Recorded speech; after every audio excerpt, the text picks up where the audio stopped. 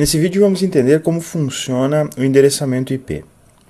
O endereço IP é composto por 32 bits dividido em 4 octetos separados por ponto. Normalmente nós representamos esse endereço utilizando o valor decimal desses octetos. Então, por exemplo, é um endereço IP, o endereço 200.132.53.166. O endereço IP tem como objetivo identificar unicamente uma máquina na internet. Revisando o que nós já vimos nos vídeos introdutórios da disciplina, nós temos duas formas de endereçamento em dois níveis diferentes.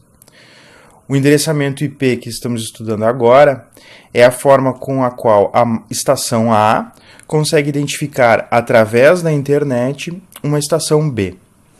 Então, A enxerga B, mesmo estando separadas por roteadores, utilizando seu endereço IP. Dentro de um enlace, dentro de uma rede local, onde as estações estão conectadas diretamente através de equipamentos comutadores, switches ou concentradores como hubs, dentro deste enlace, as estações comunicam-se utilizando o endereço MAC, o endereço de placa de rede. Isso significa que para a estação A conseguir trocar informações com a estação B, é necessário que a estação A possua como endereço IP de origem a estação A, endereço IP de destino a estação B, endereço MAC de origem à estação A, endereço MAC de destino à placa de rede do roteador. Então nós temos aqui uma comunicação entre placa de rede da estação A e a placa de rede do roteador, a nível de enlace, então esses são os endereços de enlace, e a nível de rede nós temos o endereço de origem A e endereço de destino, o IP da estação B. Ao enviar esse quadro, então a estação A, o roteador recebe esse quadro, a informação sobe até o nível de rede, onde vai ser analisado o endereço de destino IP e vai ser decidido qual a melhor rota para chegar até o destino. No momento que o roteador decide qual a melhor rota, ele vai enviar então para a próxima placa de rede, para o próximo enlace, esse datagrama IP. Aqui, nessa segunda etapa, nós temos outro enlace, onde nós teremos como endereço de origem a nível de enlace o MAC, o endereço MAC da placa de rede do roteador, essa segunda placa de rede, e como endereço de destino, o endereço MAC dessa placa de rede da estação B. Então nós temos aqui, a nível de rede se mantém IP origem A, IP destino B durante todo o processo. A nível de enlace, nós temos MAC origem placa de rede de A, MAC de destino a primeira placa do roteador, na segunda etapa, MAC de origem a placa de rede do roteador e MAC de destino a placa de rede da estação B. Então, isso é uma revisão para vocês se lembrarem como funcionam esses dois níveis de endereçamento. Temos que ter bem claro que existem duas situações possíveis em relação à estação destino. Ou a estação destino está no mesmo enlace que a estação origem, ou ela está em outro enlace separada por um ou mais roteadores.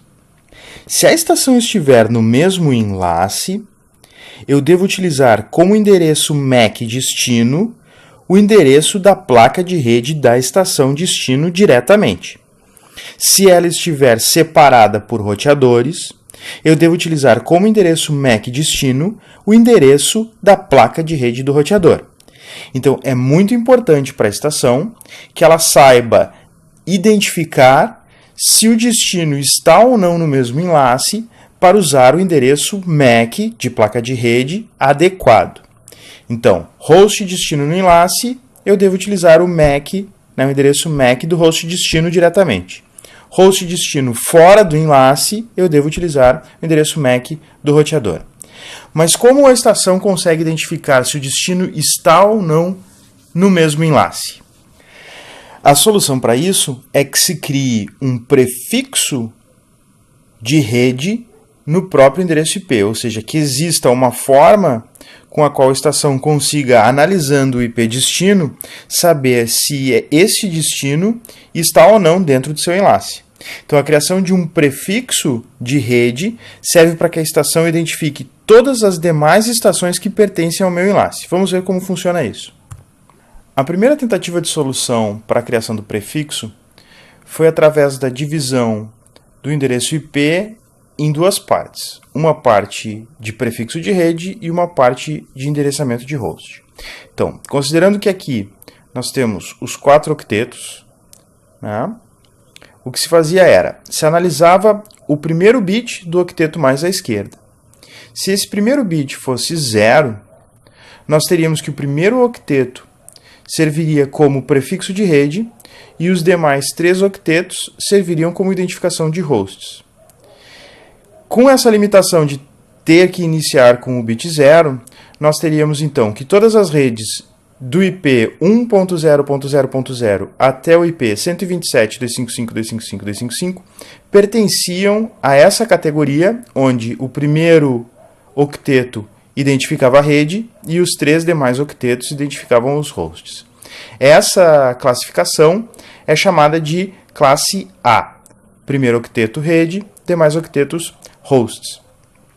Isso significa que se uma estação possuísse o endereço, por exemplo, 1001, e ela recebesse o destino, o endereço 1002, por exemplo, ela saberia que, se começa com o número 1, pertence à minha rede.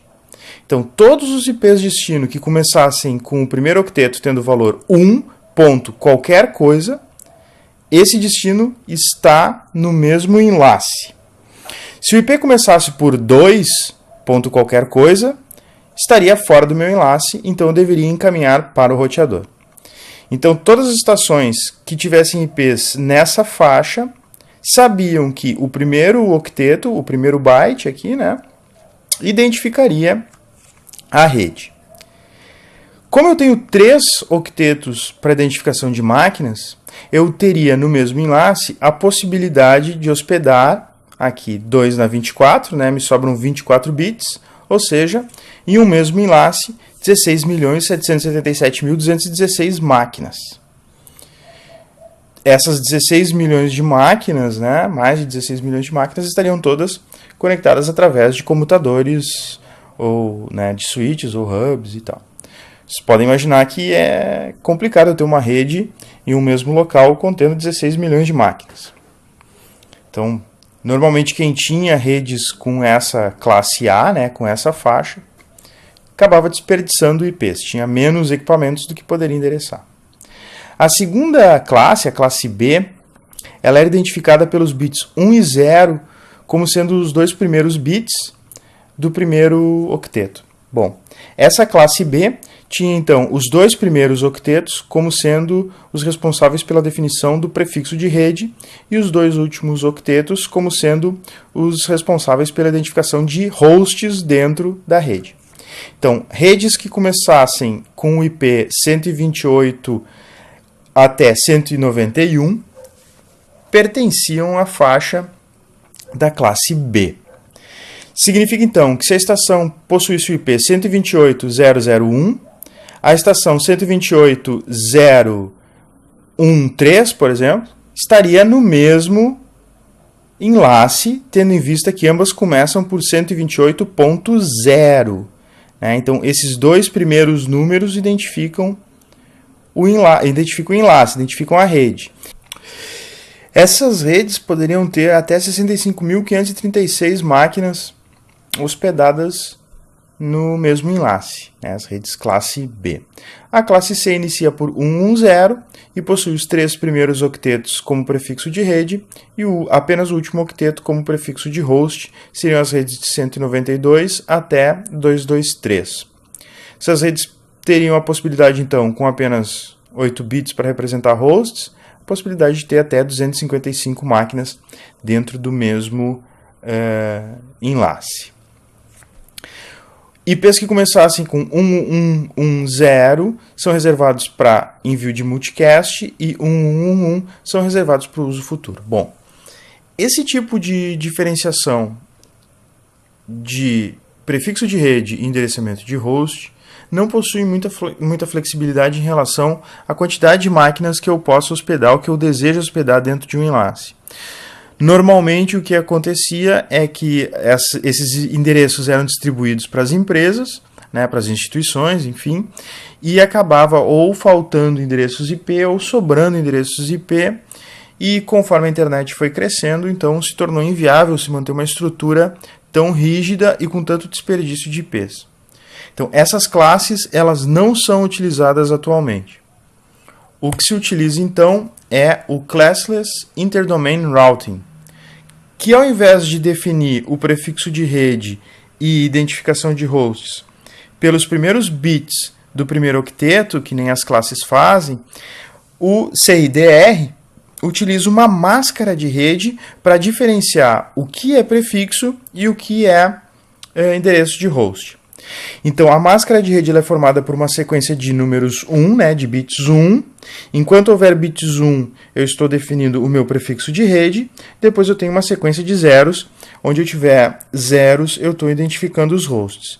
Então, para exemplificar para vocês, aqui nós temos o endereço. O endereço 192.168.1.1.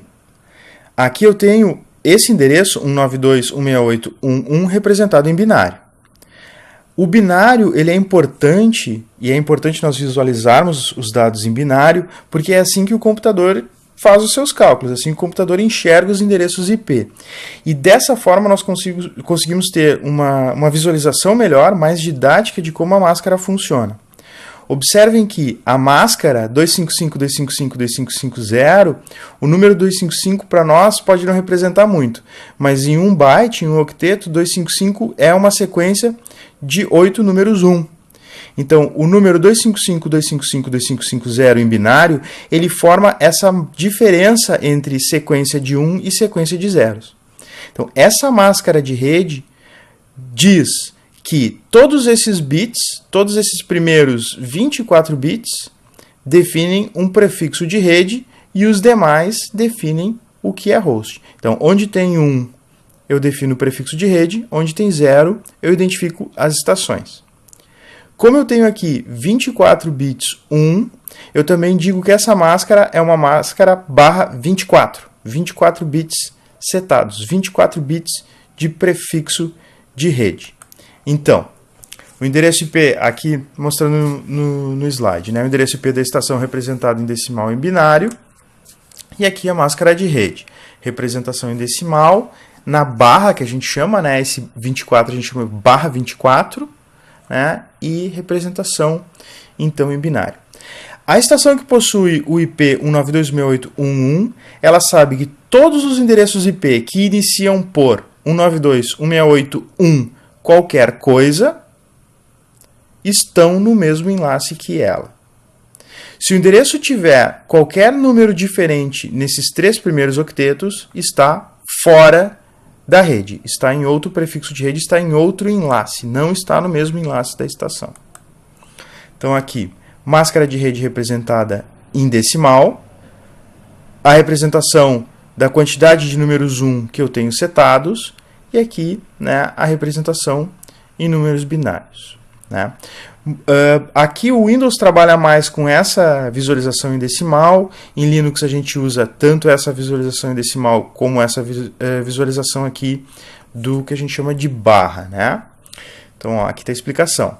24 igual ao número de bits 1 da máscara, representação binária, o endereço 92.168.1.1/24 equivale a essa estrutura que a gente está vendo aqui.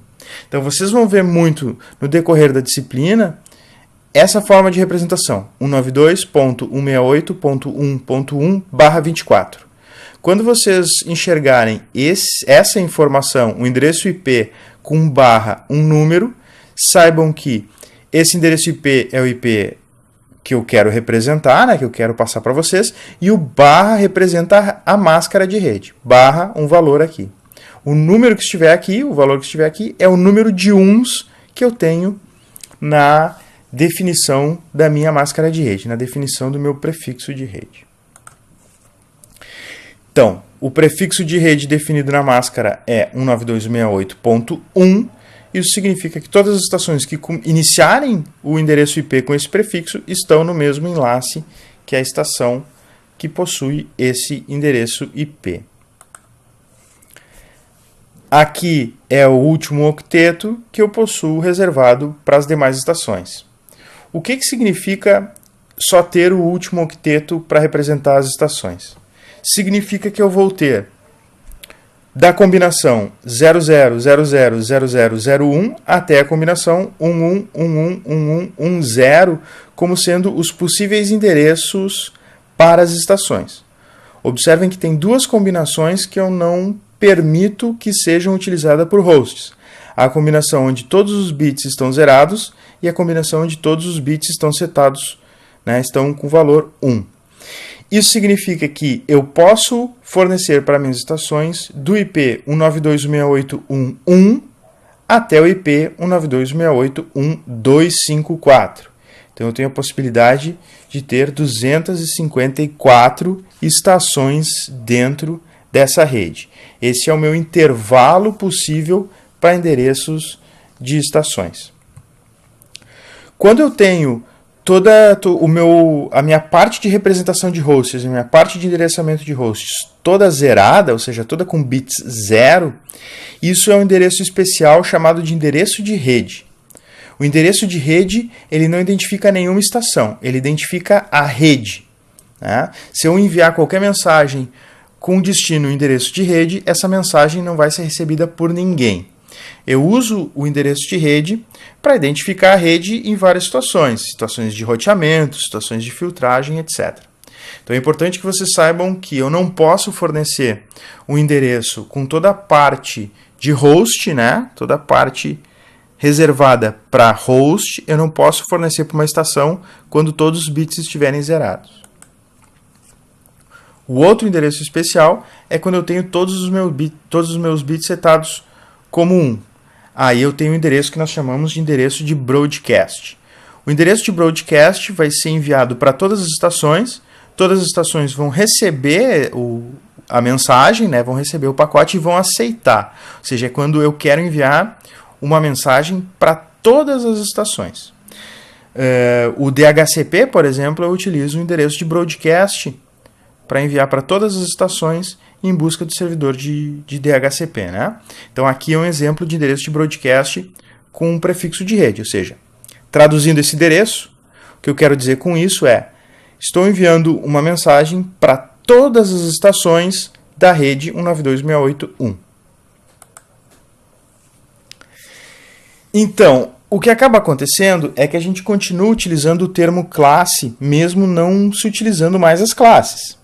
Quando a gente tem uma rede /8, ou seja, uma rede 255.0.0.0, com essa representação aqui, nós temos o prefixo de rede no primeiro octeto e os demais octetos para hosts. Então, isso equivale, se nós voltarmos aqui, vou voltar os slides, equivale à nossa rede classe A, onde tem o primeiro octeto para rede e os demais para hosts. Então, voltando lá. Quando vocês ouvirem qualquer pessoa dizer, isso é uma rede classe A, não é porque ela está utilizando as classes, porque a gente não utiliza mais. Significa que ela está utilizando uma máscara de rede 255.0.0.0. Se a pessoa falar, estou utilizando uma rede classe B ou um endereçamento classe B, saibam que ela está utilizando uma máscara /16. Ou seja, 255.255.0.0. Classe C, 255.255.255.0, né, ou uma /24. Né? Então, as pessoas continuam utilizando o termo classe, mesmo não existindo mais essa forma de diferenciação. Nós utilizamos sempre a diferenciação entre prefixo de rede e endereço de estação através da máscara de rede. Então, lembrando que o objetivo da máscara de rede é fornecer subsídios para que a estação consiga identificar se um determinado destino está ou não no mesmo enlace. Vamos analisar um exemplo. Tendo a estação 192.168.5.3 com a máscara de rede /16, se essa estação quiser enviar uma mensagem para o destino 192.168.6.4, esse destino está no mesmo enlace ou está em um enlace diferente? Vamos analisar isso com calma. Então, 192.168.5.3 92.168.16, tentando enviar uma mensagem para o 92.168.64. O IP é 192.168.53 e a máscara é uma barra 16. 16 bits, eu tenho 2 octetos, então, definindo o prefixo de rede, e 2 octetos definindo os endereços de hosts. Então, os dois primeiros bytes, 192 e 168, identificam a rede. O resto, os dois últimos bytes, os dois últimos octetos, identificam os endereços de host, os endereços de estações. Então, tudo que começa com 192.168 está no enlace local. Consequentemente, 192.168.64 está no enlace local, porque começa com o prefixo de rede, começa com 192.168, o mesmo prefixo da estação origem. Se eu trocar minha máscara de rede, colocar uma máscara de rede barra 24, o que vai acontecer? Mesma situação, uma estação 192.168.53, só que agora barra 24, querendo falar com a estação 192.168.64. Vamos analisar o que mudou. O que mudou foi que, ao invés de barra 16, agora eu tenho barra 24, ou seja, eu tenho 3 octetos definindo o meu prefixo de rede, e apenas um octeto com o prefixo de host. Então, os 3 primeiros bytes, 192.168.5, no caso da minha estação origem, definem o prefixo. Se começa por 192.168.5, está no enlace local. Então, a máquina 192.168.6 não possui o mesmo prefixo, não está no enlace local. O que acontece então? Como eu já falei para vocês, quando a estação está no mesmo enlace, eu devo encaminhar o quadro, né, diretamente para a estação utilizando o endereço de placa de rede da estação destino.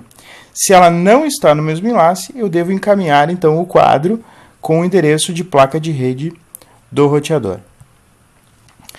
Eu gostaria que vocês então aproveitassem esse exercício para testar se vocês entenderam bem.